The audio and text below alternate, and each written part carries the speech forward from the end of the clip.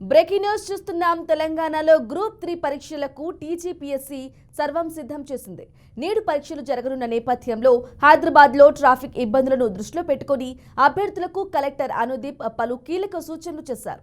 హైదరాబాద్ జిల్లా వ్యాప్తంగా 102 పరీక్షా కేంద్రాలు ఏర్పాటు చేసినట్లు తెలిపారు. అభ్యర్థులు పరీక్షా కేంద్రాలకు సకాలంలో చేరుకోవాలన్నారు. ఒరిజినల్ ఐడీతో పరీక్షకు హాజరు కావాలని సూచించారు. ఉదయం 9 గంటల 30 నిమిషాలకు ప్రారంభమయ్యే పేపర్ 1కు అభ్యర్థులు 8 గంటల 30 నిమిషాల కల్లా పరీక్షా కేంద్రాలకు చేరుకోవాలన్నారు. మధ్యాహ్నం పరీక్షలకు 1 గంట 30 నిమిషాల నుంచి పరీక్షా కేంద్రాలకు అభ్యర్థులు చేరుకోవాల్సి ఉంటుందన్నారు.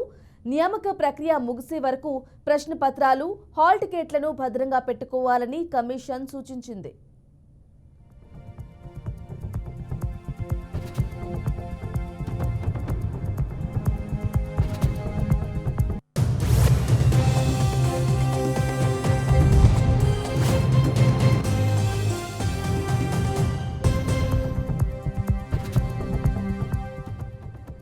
తెలంగాణలో గ్రూప్ 3కి సంబంధించిన బ్రేకింగ్ న్యూస్ చూస్తున్నాం.